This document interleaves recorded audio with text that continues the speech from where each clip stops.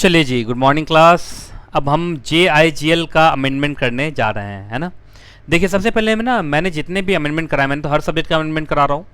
एक अमेंडमेंट में ध्यान रखिएगा, जब आप लोग किसी वेबसाइट पे अमेंडमेंट सर्च मारते हैं ना, या ICSI का आप देखते हैं गाइडलाइन, तो वो पूरे कोर्स का होता है। मैं जो अमेंडमेंट कराता हूँ वो मैंने जितना पढ़ाया हुआ आपको उसमें से जो अमेंडमेंट हुआ है। एक बात बताइए, जो कॉन्सेप्ट अब ICSI के मॉड्यूल में बहुत सारे कॉन्सेप्ट होते हैं।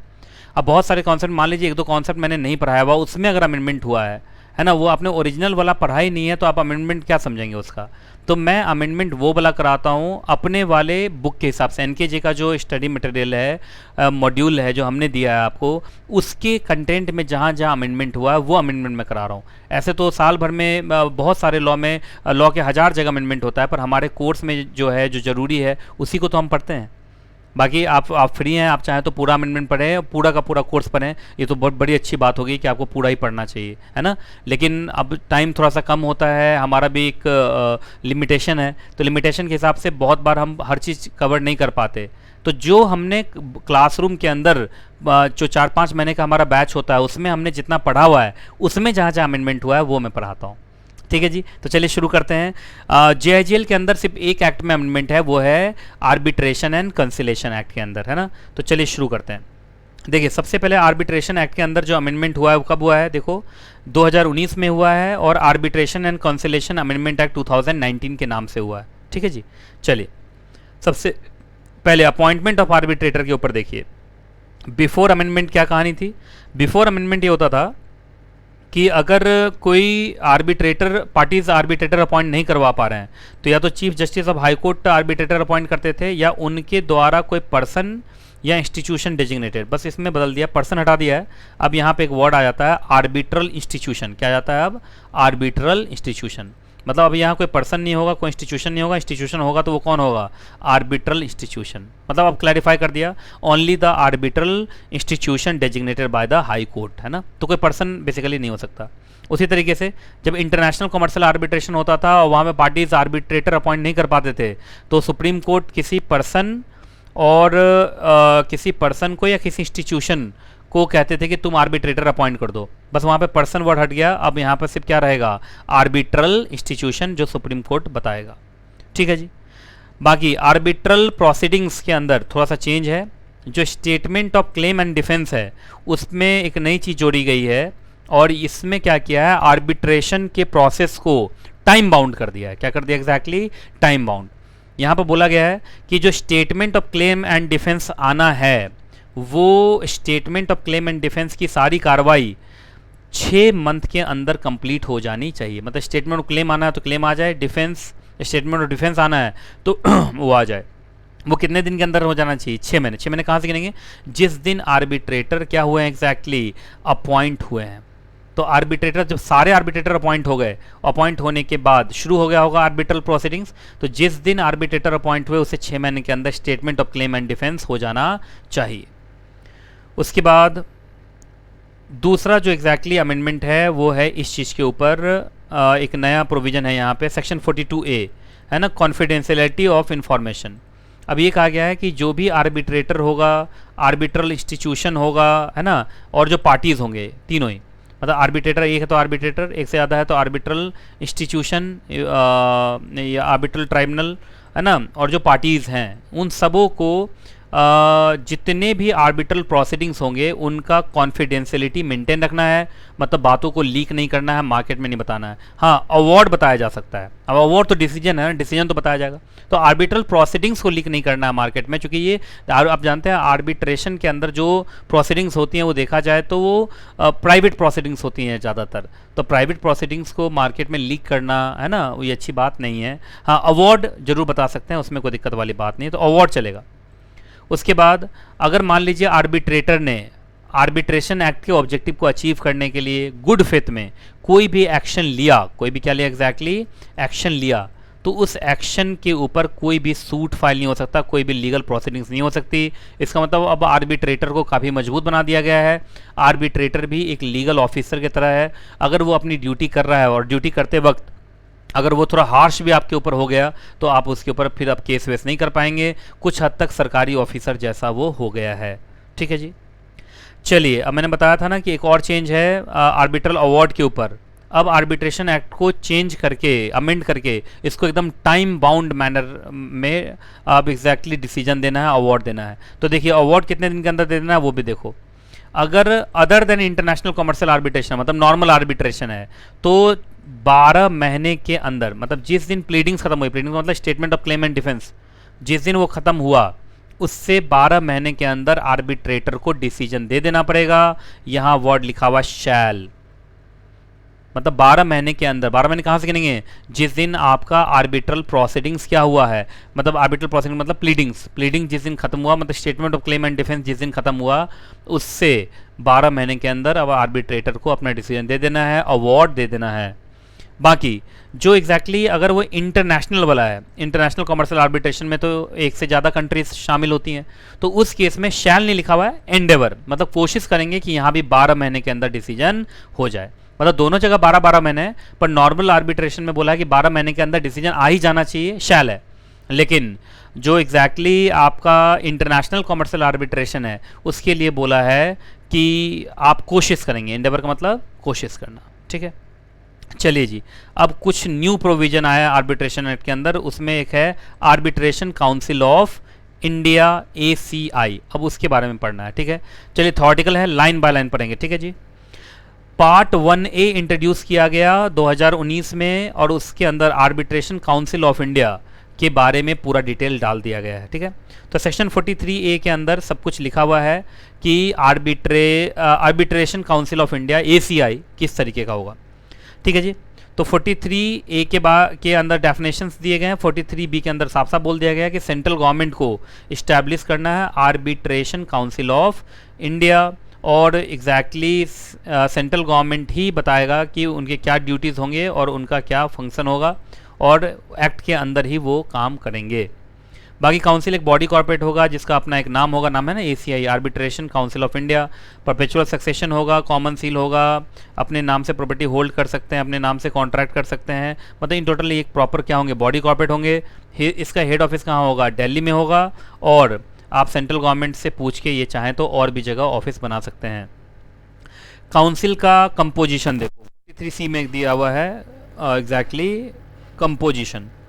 सबसे पहले इनमें एक होंगे चेयरपर्सन। अब चेयरपर्सन कौन होगा वो देखो, या तो आप सुप्रीम कोर्ट के जज हैं, या चीफ जस्टिस हैं हाई कोर्ट के, या हाई कोर्ट के आप जज हैं, या कोई आप एमिनेंट पर्सन है जिसको स्पेशल नॉलेज और एक्सपीरियंस है किसमें, एग्जैक्टली आर्बिट्रेशन से जुड़ा हुआ है ना। और इन सब को अपॉइंट कौन करेगा? Exactly central government, chief justice of India के कंसल्टेशन में। तो कितने एग्जैक्टली चेयरपर्सन? एक होंगे, और इसका जो क्वालिफिकेशन है वो हो गया 1 2 3 और ये हो गया 4। तो ये 4 क्वालिटीज़ वाले लोग क्या बन सकते हैं? चेयरपर्सन बन सकते हैं, ठीक है जी। अब कुछ मेंबर्स होंगे, है ना। तो देखो पहला मेंबर आ गया। अब कोई मेंबर होगा जिसको नॉमिनेट कौन करेगा? एग्जैक्टली सेंट्रल गवर्नमेंट, है ना। तो वो होगा कोई एमिनेंट आर्बिट्रेशन प्रैक्टिशनर, मतलब कोई ऐसा एडवोकेट जो international institutional arbitration, domestic, international, इन सब में सब्सटैंशियल नॉलेज रखता हो, काफ़ी दिन से प्रैक्टिस कर रहा हो। तीसरा, एक और मेंबर होगा जिसको अपॉइंट कौन करेगा? Exactly central government. वो एक एमिनेंट एकेडमिशियन होना चाहिए जिसको रिसर्च और टीचिंग, आर्बिट्रेशन और अल्टरनेटिव ADRS के में टीचिंग के फील्ड में काफ़ी बढ़िया एक्सपीरियंस होना चाहिए। उसको सेंट्रल गवर्नमेंट अपॉइंट करेगा किसके कंसल्टेशन में? चेयरपर्सन ऑफ ACI के कंसल्टेशन में, वो भी मेंबर होगा। एक और मेंबर होगा एग्जैक्टली, ये एक्स ऑफिसियो होगा। इसका मतलब एक्स ऑफिसियो का मतलब होता है कि ये यहाँ अपॉइंट नहीं होगा, अपॉइंट होगा किसी और ऑफिस में, ऑटोमेटिकली यहाँ भी अपॉइंटेड माना जाएगा, ठीक है। ये ministry of law and justice से ये एग्जैक्टली कम से कम जॉइंट सेक्रेटरी रैंक का एक ऑफिसर होगा जो secretary to the government of India हो, मतलब डिपार्टमेंट। देखो ऐसे एक जो मेंबर होगा एक्स ऑफिसियो होगा, वो कौन होगा? वो सेक्रेटरी होना चाहिए to the government of India in the department of legal affairs, ministry of law and justice, या उसका कोई रिप्रेजेंटेटिव। लेकिन अगर रिप्रेजेंटेटिव आया तो जॉइंट सेक्रेटरी से वो कम लेवल का होना नहीं चाहिए, कम से कम जॉइंट सेक्रेटरी का तो होना ही चाहिए। उसके बाद एक और मेंबर होगा, ये भी एक्स ऑफिसियो होगा। ये मिनिस्ट्री ऑफ फाइनेंस से आएगा, और ये डिपार्टमेंट ऑफ एक्सपेंडिचर में क्या होना चाहिए, secretary to the government of India होना चाहिए, और अगर वो अपना रिप्रेजेंटेटिव भेजना चाहता है तो वो कम से कम जॉइंट सेक्रेटरी रैंक का होना चाहिए। उसके बाद एक पार्ट टाइम मेंबर होगा जिसको एग्जैक्टली सेंट्रल गवर्नमेंट क्या करेगा, चूज़ करेगा, और वो कॉमर्स एंड इंडस्ट्री के रिकॉग्नाइज्ड बॉडी जैसे फिक्की है, एसोचैम है, और उसके बाद CII है, उन सब जगह से एग्जैक्टली क्या कोई एक रिप्रेजेंटेटिव उठाया जा सकता है। एक सेक्रेटरी होगा, एक सेक्रेटरी होगा इसका ACI का, वो चीफ एग्जीक्यूटिव ऑफिसर या मेंबर होगा, वो भी क्या होगा एग्जैक्टली एक्स ऑफिसियो होगा, मतलब जो चीफ एग्जीक्यूटिव ऑफिसर मेंबर होगा वही क्या माना जाएगा, सेक्रेटरी माना जाएगा। बाकी ये जितने भी लोग अपॉइंट हो रहे हैं चेयरपर्सन से लेके ये मेंबर उम्बर जितने भी हो रहे हैं एग्जैक्टली, ये सारे के सारे लोग कितने दिन तक रहेंगे, है ना, ये कितने दिन तक रहेंगे।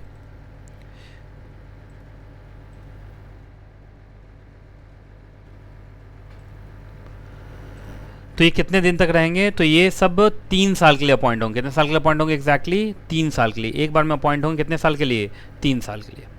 ठीक है, अब आइए duty and function of council, जो ACI है उसका फंक्शन कहाँ दिया हुआ है, सेक्शन 43D में। सबसे पहले ये हमेशा टिक लगाते जाइएगा, ये प्रमोट करेंगे और इनकरेज करेंगे आर्बिट्रेशन, मतलब भारत में जितने भी झगड़े उगड़े हों ये प्रमोट करते रहेंगे कि ज़्यादा से ज़्यादा झगड़े किससे सुलझाए जाएँ, आर्बिट्रेशन से सुलझाए जाएँ, मेडिटेशन से सुलझाए जाएँ, कंसिलेशन से सुलझाए जाएँ, मतलब ADRS का काफ़ी इस्तेमाल हो, और इसके लिए पॉलिसी बनाते रहेंगे, गाइडलाइंस बनाते रहेंगे, है ना, जिससे कि प्रॉपर स्टैंडर्ड्स बने, जिससे कि भारत में बढ़िया ढंग से ADRS का लोग इस्तेमाल करें।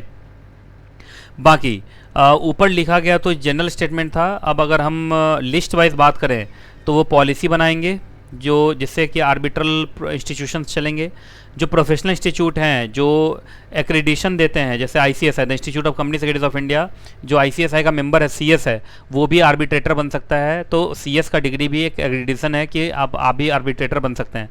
तो उस प्रोफेशनल इंस्टीट्यूट को वो क्या करेगा, रिकॉग्नाइज करेगा। उसके बाद जो ग्रेडिंग हो रही है आर्बिट्रल इंस्टीट्यूशंस की, आर्बिट्रेटर्स की, उसको रिव्यू करेगा। उसके बाद जितने भी एग्जैक्टली आर्बिट्रेशन से जुड़े हुए लोग होंगे उनकी ट्रेनिंग, वर्कशॉप कराना, ये सब करवाएगा। उसके बाद एग्जैक्टली वो नॉर्म्स को क्या करेगा, फ्रेम करेगा, रिव्यू करेगा, और टाइम के हिसाब से अपडेट करता रहेगा। उसके बाद जो भी डोमेस्टिक और इंटरनेशनल आर्बिट्रेशन से जुड़े हुए लोग हैं उनके बीच में वो फोरम की तरह काम करेगा, उनके बीच में कम्युनिकेशन करवाएगा, और सेंट्रल गवर्नमेंट को क्या करता रहेगा, रिकमेंड करता रहेगा कि किस तरीके से आर्बिट्रेशन को और बढ़ावा दिया जाए। अब आइए आर्बिट्रेटर से जुड़े हुए एक्रीडिशन, मतलब कौन लोग आर्बिट्रेटर बन सकते हैं। सेक्शन 43J में बताया गया है कि आर्बिट्रेटर को का क्या क्वालिफिकेशन होना चाहिए, क्या एक्सपीरियंस होना चाहिए, क्या नॉर्म्स होना चाहिए, और 43J रेफ़र कर देता है 8th शेड्यूल। कहाँ रेफ़र कर देता है एग्जैक्टली, 8th शेड्यूल। और जब 8th शेड्यूल में हम जाते हैं तो 8th शेड्यूल के अंदर देखेंगे कि वहाँ पर कंपनी सेक्रेटरी भी आपको एक्रीडिटेड है एज एन आर्बिट्रेटर। तो 8th शेड्यूल का पूरा लिस्ट पढ़ लेते हैं। देखिए यहाँ पे कि कौन कौन से लोग आर्बिट्रेटर बन सकते हैं, है ना। तो ये नेगेटिव स्टेटमेंट नहीं है, देखो लिखा, a person shall not be qualified to be an arbitrator unless he, तो यहाँ नॉट है और यहाँ अनलेस है, तो दोनों कट जाएगा, तो क्या बनेगा, पॉजिटिव स्टेटमेंट ही तो बनेगा। तो इसका मतलब अगर आप इंडिया में आर्बिट्रेटर बनना चाहते हैं तो 8th शेड्यूल के क्वालिफिकेशंस आपके अंदर होने चाहिए। पहला मतलब आप एक्रीडिटेड होंगे एज एन आर्बिट्रेटर, मतलब एक अच्छे आर्बिट्रेटर आप माने जाएंगे, है ना। बाकी आर्बिट्रेटर तो कोई भी हो सकता है, बाकी ये एक्रीडिशन है कि ये अच्छे आर्बिट्रेटर्स होंगे। आप एडवोकेट हैं और एडवोकेट के बाद कितने साल का प्रैक्टिस है, 10 साल का प्रैक्टिस है। आप चार्टर्ड अकाउंटेंट हैं और कितने साल से प्रैक्टिस कर रहे हैं एग्जैक्टली 10 साल से प्रैक्टिस का मतलब 10 साल का एक्सपीरियंस है आपको एज अ चार्टर्ड अकाउंटेंट। आप कॉस्ट अकाउंटेंट हैं और कितने साल से एग्जैक्टली कॉस्ट अकाउंटेंट हैं, 10 साल से आप कॉस्ट अकाउंटेंट हैं। आप कंपनी सेक्रेटरी हैं और कितने साल से एग्जैक्टली कंपनी सेक्रेटरी हैं, आप 10 साल से कंपनी सेक्रेटरी हैं। तो 10 साल से कंपनी सेक्रेटरी का मतलब मैं इसमें फॉल नहीं करूँगा, अभी मुझे कंपनी सेक्रेटरी बने हुए 10 साल हुए नहीं हैं, अभी मुझे 6-7 साल हुए हैं। 6-7 साल नहीं, 2013 का मेंबरशिप नंबर है मेरा, 2013 से जोड़िए तो 2020, हाँ 7-8 साल हो गया। आप इंडियन लीगल सर्विस ऑफिसर होने चाहिए, है ना। उसके बाद आपके पास लॉ डिग्री हो, लॉ डिग्री के बाद 10 साल का एक्सपीरियंस हो, है ना, और किस में हो, गवर्नमेंट ऑटोनोमस बॉडी PSU या senior level management position private sector में। मतलब इस समय एक तो लॉ का डिग्री हो आपके पास और उसके बाद लीगल मैटर को आप इन जगहों पे संभालते आए हो, कम से कम कितने साल से एग्जैक्टली, आप 10 साल से। उसके बाद आपके पास इंजीनियरिंग डिग्री है और आप एज एन इंजीनियर आप इन सबों में कितने साल से काम कर रहे हैं, 10 साल से काम कर रहे हैं। उसके बाद आप ऑफिसर हैं, वो भी छोटे मोटे ऑफिसर नहीं, सीनियर लेवल ऑफिसर हैं, और इन जगहों पे सेंट्रल गवर्नमेंट, स्टेट गवर्नमेंट, है ना, सीनियर लेवल मैनेजमेंट में पीएसयू के अंदर, या प्राइवेट कंपनी भी ऑफ रिपोर्ट, मतलब छोटी मोटी प्राइवेट कंपनी नहीं, बड़ी प्राइवेट कंपनीज, है ना। और उसके बाद आप पर्सन हैं और आपके पास ऐसी क्वालिफिकेशन है कम से कम डिग्री लेवल में, डिग्री मतलब कम से कम आपका डिग्री लेवल का मतलब हो गया आप कम से कम बीकॉम, बीए, बीएससी, है ना, ग्रेजुएट होने चाहिए। और कितने साल का एक्सपीरियंस हो, 10 साल का एक्सपीरियंस हो साइंटिफिक और technical stream, telecom, information technology, intellectual property और अदर स्पेशलाइज्ड एरिया जो गवर्नमेंट बताए, है ना। अब बाकी गवर्नमेंट बॉडी में, ऑटोनोमस बॉडी में, पीएसयू में, सीनियर लेवल में, प्राइवेट सेक्टर में, मतलब देखा जाए तो मुझे लग रहा है जो बड़े बड़े ऑफिसर्स हैं, जो बड़े बड़े एक्सपीरियंस लोग हैं, लगभग जगह पे 10 साल तो लिखा ही हुआ है, 10 साल से जो लोग एक्सपीरियंस्ड हैं वो लोग क्या बन सकते हैं एग्जैक्टली, आर्बिट्रेटर आराम से बन सकते हैं। अब आइए कुछ general norms applicable to arbitrator, मतलब आर्बिट्रेटर जो भी होगा उसके लिए कुछ जनरल कंडक्ट, आप इसको कोड ऑफ कंडक्ट कह सकते हैं, कोड ऑफ कंडक्ट भी कह सकते हैं, code of conduct, code of conduct. सबसे पहले आर्बिट्रेटर वो होगा जिसका एग्जैक्टली रेपुटेशन, बढ़िया रेपुटेशन हो मार्केट में, फेयरनेस को लेके, इंटीग्रिटी को लेके, है ना, और जिसमें कैपेबिलिटी हो कि वो सेटलमेंट करा सके, झगड़े को ख़त्म करा सके। वो इम्पार्शियल होना चाहिए, न्यूट्रल होना चाहिए, है ना, और एग्जैक्टली वो बाइसनेस नहीं करेगा, है ना। उसके बाद आर्बिट्रेटर कभी भी किसी ऐसे केस में आर्बिट्रेटर नहीं बनेगा जहां उसका खुद पर्सनल कोई कन्फ्लिक्ट हो, है ना, तो पर्सनल कन्फ्लिक्ट नहीं होने देगा। उसके बाद आर्बिट्रेटर किसी भी ऐसे ऑफेंस में ना फंसा हुआ हो जिसमें, मतलब ऐसे ऑफेंस में ना कन्विक्ट हुआ हो जो मॉरल टर्पिट्यूड से जुड़ा हुआ है, इवन इकोनॉमिक ऑफेंस में भी वो कन्विक्ट ना हुआ हो। अब बाकी आर्बिट्रेटर को लॉ पता होना चाहिए, constitution of India, principle of natural justice, principle of equity, common and customary laws, है ना, commercial laws, labour laws, tort के लॉ, है ना, आर्बिट्रल अवार्ड्स, आर्बिट्रेशन एक्ट के अंदर के लॉज, ये सब उसको बढ़िया ढंग से पता होना चाहिए, है ना। तो चलिए जी, इसी के साथ मेरा ये एग्जैक्टली अमेंडमेंट ख़त्म हुआ और मैं एग्जैक्टली अब विश करता हूँ कि आप लोग खूब बढ़िया से एग्ज़ाम दें और आपका एग्ज़ाम बहुत बढ़िया रहे। बाकी मैं आपको बता दूँ, एग्ज़ाम कभी भी हो, चाहे जून में होना था तो जून में हो जाता, जुलाई में होना तो जुलाई में हो जाए, जुलाई वाला भी कहीं एक्सटेंड होकर अगस्त में होना हो तो अगस्त में हो जाए, दिसंबर में होना तो दिसंबर में हो जाए, जब भी हो हम फुल्ली प्रिपेयर्ड रहेंगे, खूब बढ़िया से एग्ज़ाम देंगे। अब इससे पढ़ाई पे कंसंट्रेट करना है ना। तो चलिए, wishing you all the best कि आप खूब बढ़िया से पढ़ाई करेंगे, है ना, खूब बढ़िया से एग्ज़ाम के लिए प्रिपरेशन करेंगे, है ना। चलिए जी, तो आज का अमेंडमेंट यहीं तक, फिर मिलूँगा अगली क्लास में, और जब तक मैं ना मिलूँ दुआ में याद रखिएगा। खुश रहें आप, खुश रहें आपका परिवार।